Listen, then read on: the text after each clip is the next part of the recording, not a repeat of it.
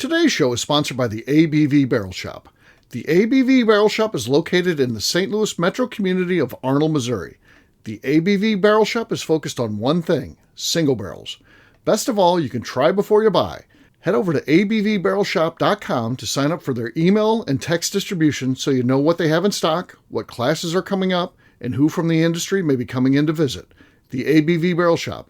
It's where single barrels live. We are also sponsored by the Bar to Go. The Bar to Go offers traveling minibars that are no bigger than a small purse or toiletry bag. Best of all, they are fully customizable so you can create the perfect piece that is unique for you.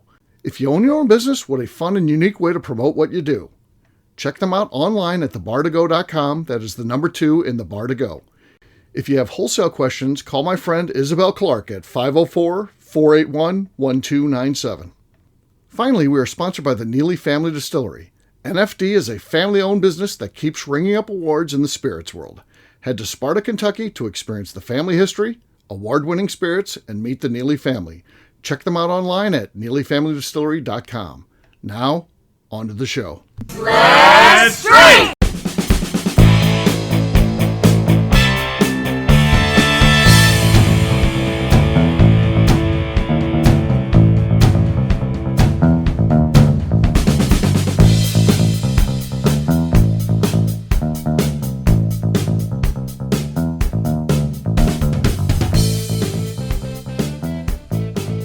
Welcome to Bourbon Daily, the podcast about everything bourbon delivered to you every day of the week. Today on the show, on the cusp of America's 250th birthday, and me releasing the hounds in a memorable 4th of July. Whoa, breaking news there. We Releasing talked the about hounds. what it was like drinking whiskey in 1776. My name is McNew. Please join me in welcoming my co-host, Steve Akeley, along with our special guests, Kathy Cool and Matt Welge. Release the hounds! What the hell's going on, gang? How's it going? It's going good, yes. So, yeah, exciting stuff. Oh my God. Yeah. Matt, you look forward to her 4th of July The world's photo? gonna be disappointed. I mean, I'm kind of new to this, but Okay. yeah, I mean, it's the pressure is on, right? Okay, There's- yeah. There's expectation. Right. Yeah. Annually. I feel like I have to do that. Like, it's like a contract I didn't sign. Like, I'm obligated to post this You photo. started it. That's the thing. But And now I is was there just is there pressure stupid. for like getting your hair and nails done professionally? Like, do you have to go like? Are you outsourcing the outfits? Outsourcing. Are you like hiring a photographer? Right. When does it end? I mean- How? I'm not, I mean, I'll do my hair and nails, but I don't think that's what everybody's looking at. So it's Whoa. I mean, There you go. be honest. The truth is out. The truth is out there, so yeah. It's like the Yeah. hound. Yep. So that's all something to count down to. 2 days away from that. So yeah, can't wait. So we'll see. I love it because the reaction from the warden is the best. So it's usually, let's see it. Jesus Christ, why does she do this? Always the same every year. Because she can. Yeah, there you go. Yeah. There you go. McNew, you said there's something you wanted to talk about. What was that? Yeah. I don't know if you guys have been paying attention to the news, but there was a whole ass giraffe missing in Texas. Like, how do you lose a giraffe? I don't know.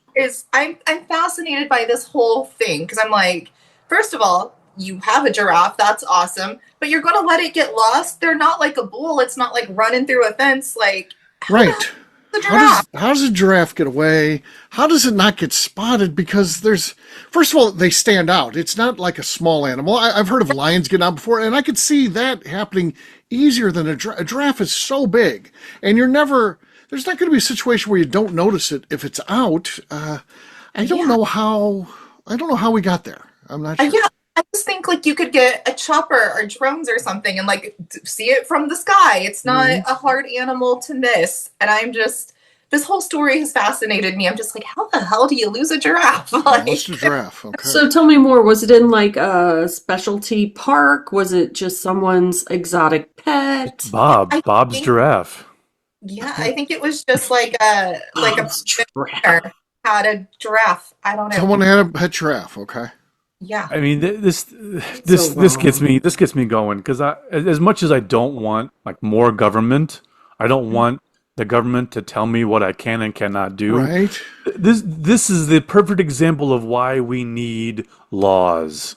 We need laws to say you can't have a Okay. giraffe in your downtown Texas Okay. backyard. It's Okay. just because if you don't, then someone will assume you can do that. Right. It's ridiculous. Do you, That's ridiculous. do you think he had a giraffe guy? Where did he get the giraffe from? That's the thing. How do Yeah. you? Yeah. I Yeah. mean, this the whole thing. These exotic farms and these people that have no licenses to raise crocodiles or to raise I don't know whatever animal they think that they're gonna. Make money off It's of. I mean, yeah. Okay. I hope that the giraffe doesn't get hurt. I Yeah. hope that They, whoever. they found it. They found it today, and she's safe, Oh, well, apparently. that's She's good. safe. I She's hope safe. she goes to a zoo. That'd be Yeah. nice. Where Yeah. Safe she could be too. properly cared for. If you had to have an exotic pet, you have to. By legal decree, I don't know Oh, I what know crime mine. against humanity you've done to where the judge would think this is an appropriate punishment, but what would be that? I know mine. Me too. I know mine. It's a sloth. It was Sloths are so cool. cute. Sloth's a good one. It Sloth was is a very so good one. cute at the zoo in Key Yeah, West. yeah. I could And see they the don't appeal of that. bother you. They don't. No. Well, they just want to be in their little. They like to go up in their little tree and sit, and that's about it. Nap, and then wake Yeah, up and that's kind of not look bad. around slowly, and then nap again. That's it. Yep. Yeah. Yeah. Mine would be an alligator. I like alligators. I feel like I feel like they're machines. If you're around them enough. Now, people do stupid things for shows and stuff like that. And they get their arms bit, but you don't hear about at a Florida gator farm someone randomly getting bit, whether it's the employees. Now you hear them getting bit during the shows because they're doing stupid things to entertain the crowd, but you never hear of someone badly injured at a Florida gator farm that isn't involving the show. I get it. There's been arms that have been bitten off and shit like that during shows. But it's always, pushing things further than you should. So I think if I had to have an exotic pet, that would be it.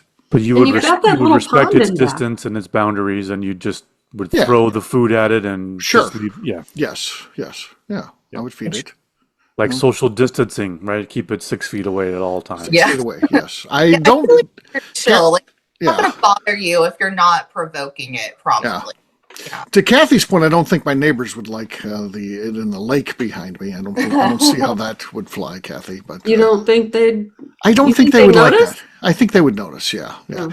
As their dogs started to disappear and stuff. Oh no, we can't have the alligator killing the neighborhood dog. Right. Yeah. Right. But it's going to happen, right? If they're there, the dogs What are would you curious. feed it? Would you go to like the butcher and just buy a bunch of meat? Just whole fryer chickens. Those are cheap, and that's what they feed them when they go to Gatorland. They're just Oh, feeding okay. yeah, fryer chickens.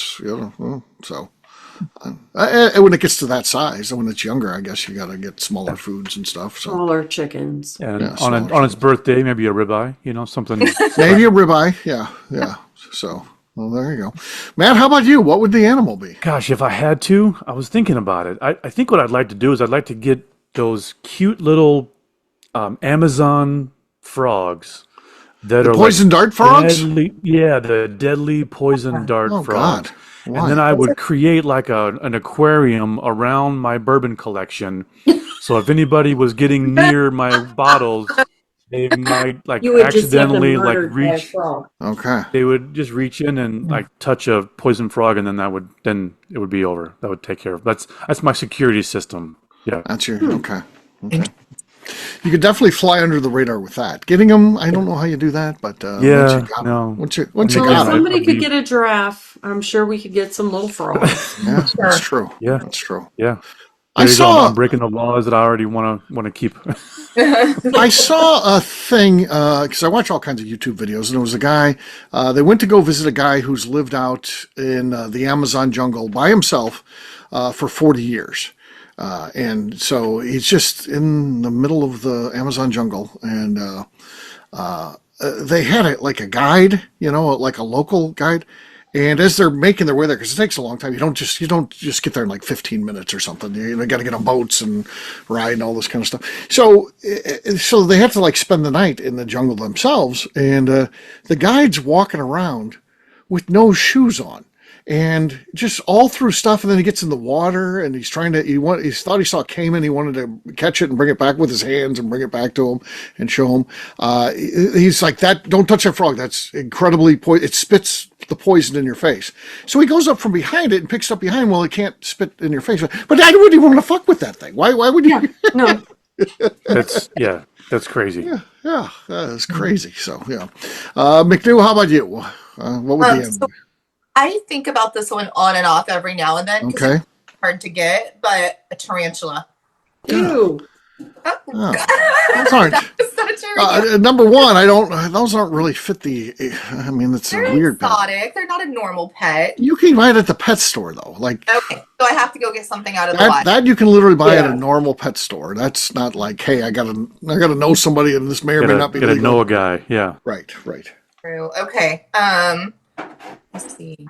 They're gross though. I don't like. No, I love them. They're like so fluffy with their little legs. Love a tarantula. Let's see. What I would get. Now I have to think about it. A hyena. A hyena would be fun. Like, I feel like You like dogs, so it's kind of like a dog. I don't think you'd have any dogs left. You just have the hyena at some point. No, I would never know silence again in my life. To have a hyena and a husky, that would just be chaos. They just each other. Right. How about one of those great big like vampire bats? Big, like, African bats. Yeah, That's okay, gross. getting a bat. That's perfect. Yes. Oh. Give me a bat. And then Steve could babysit it once in a while. No. I'll take it with me when I come. Listen. Going nowhere near that thing. So, yeah. All right. On that note, guess what, gang? It's time to drink. What is everyone drinking? Let's start with McNeil. McNeil, what do you got there? Have some Starlight bottled in bond. Nothing there, but a small squeak. Good squeak. I'll go next. I've got the festival pick, aka the Blue Mountain from Nobleton's, the Blue Mountain Barrel. All right, let's see what we got here. Oh, that was good with a slash at the end, so it left the door open for you guys. KK, you're next. What do you got? Okay, since we're talking about drinking in 1776, I got some James E. Pepper. Oh, nice. Rye. Oh, wow, look at that.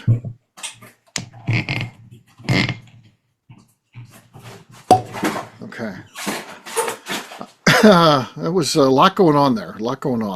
Yeah. I still have the lead, I believe. The box shredder behind me. Yeah, box shredder kicked in. All right, Matt, you're last but not least. What do you got? All right. Yep. And we got birthdays. I've got another birthday. This is the Green River 250th anniversary of the U.S. Army. Okay. Not enough. Nice effort, but not going to take it. It goes to me. The win goes to me. Cheers, gang. Cheers. All right, we'll take a quick break, and then when we come back, we're going to be talking about drinking in 1776.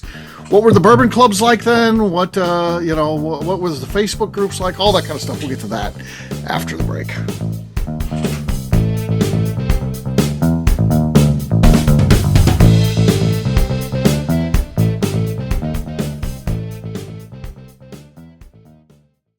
Okay, let's talk about the people that make these shows happen.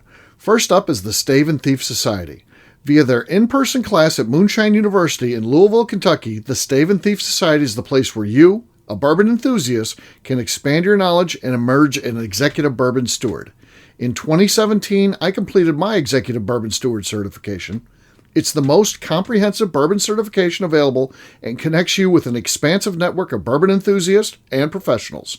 Check out the full listing of in-person and online certifications and join the society today by enrolling at staveandthief.com. Speaking of executive bourbon steward certification, the ABV Barrel Shop in St. Louis, Missouri has developed a unique partnership with the Stave and Thief Society to offer a preparatory class to assist you in getting your executive bourbon steward certification. This prep class costs only $25 and is available to take live or online via Zoom. Graduates of our class receive a coupon code good for 15% off your executive bourbon steward certification held in Louisville, Kentucky.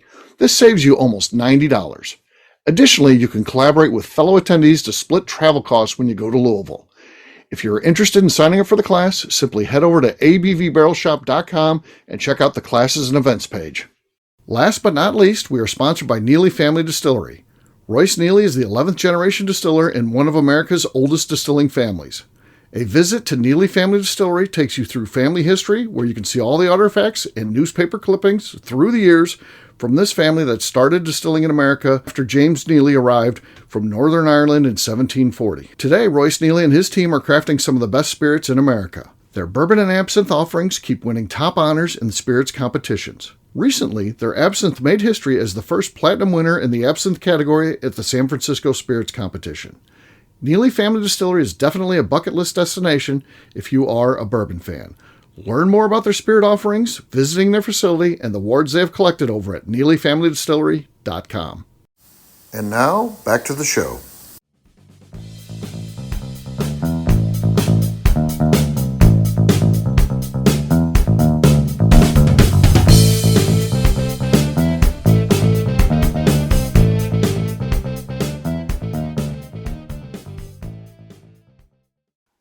Welgie? And you're listening to the Bourbon Daily. Welcome back to the Bourbon Daily. Today we're talking about drinking whiskey in 1776. Yes, we are. So, allocations, all that kind of stuff. What was hot? We left the research up to Kathy here. Kathy, what was drinking like in 1776? We're supposed to thank the British for our love of whiskey. And it's because they were drinking the rum, but then they taxed the rum. So that became unpopular. And then whiskey became more popular. Okay. And if you were drinking rum, it was a sign that you supported the British. So if you drank whiskey, it made you more American. Okay, that's good. Yes. Interesting. I like that. Yes. And then it talks, my research talks about. Listen to the fans she's got. The crowd's going crazy. I know. I did a great job. It was unaged, so you were drinking right off the still. Yes. Hopefully you weren't drinking the stuff that makes you go blind. Okay. But, back then when you got married, you had to have a dowry. Okay. And it usually was like a pig, some sheeps, and 2 barrels of whiskey. Oh, 2 barrels was going around. Yeah, that's like how everything equaled. So this would be from the father of the bride would be putting this together, the parents of the bride, I guess. When you say dowry, I think of a woman. So the man gets that. So that's kind of maybe. Okay. My research wasn't clear. Okay. I think that's how that stuff worked. Okay. Typically, I think you're right. Yes, it's the family of the groom that would get the dowry. Yeah. Yeah. Okay. So he gets a wife and all the good stuff. Yeah, 2 barrel picks. Yeah. 2 barrel picks. Yeah. It's not See, bad. we were onto something. Mm-hmm. Anyway. You wonder what was like the reaction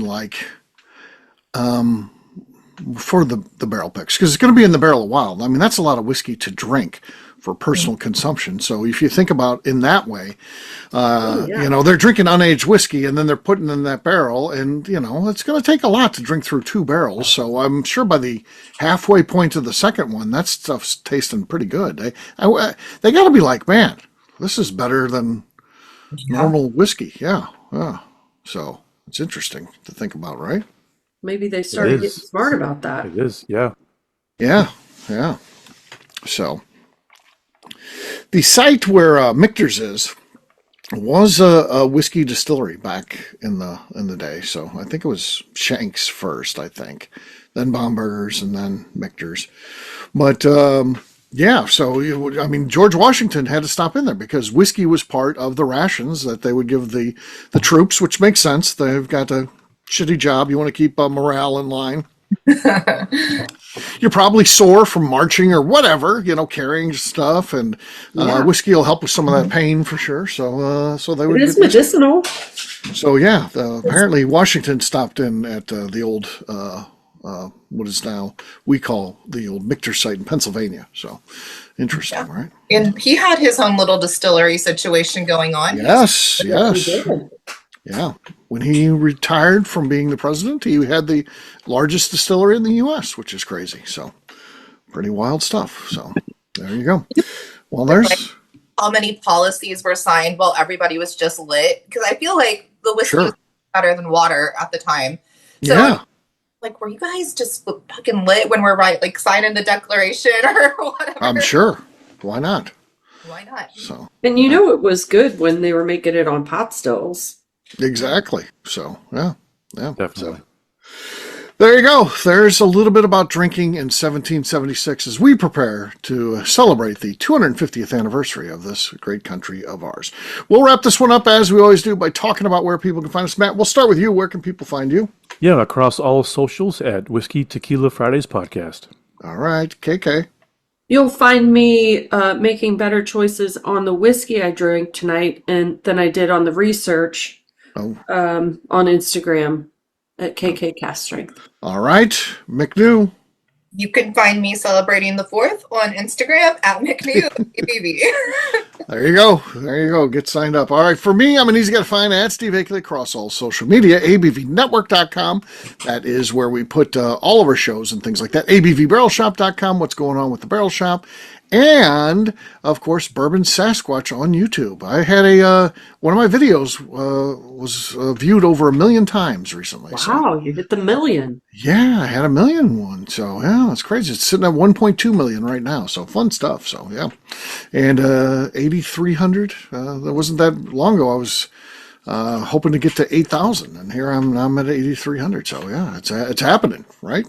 Yeah. Oh, yeah. Soon I'll be too good for you guys. I'll just be retired and no one will hear from me. So I'll just be on YouTube video. Check out the YouTube channel. That's why it's important. Bourbon Sasquatch. McDo, anything else to say before we get out of here? I'd like to remind the audience to please give us a 5-star review. That includes comments. It helps new people find the show, which is very important to us. And if you like what we're doing, we ask that you please visit our Patreon page at patreon.com/the ABV Network. Great job today, gang. For audience, we'll have a brand new show for you tomorrow. Looking forward to that. Until then, take care, everybody. See ya. Bye. Cheers. Bye. Peace.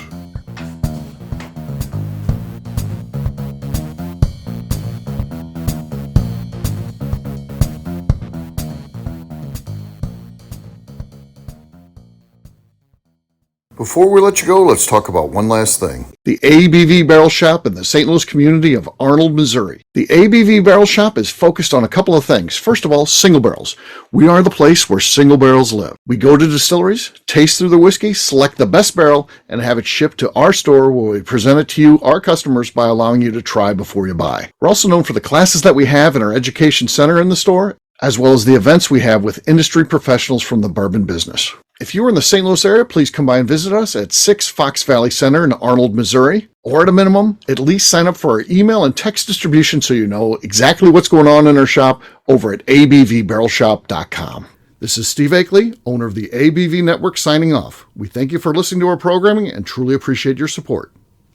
The Bourbon Daily is part of the ABV Network. For more information or to become a sponsor, please visit abvnetwork.com. Thanks for listening and cheers. This has been a Steve Akeley production.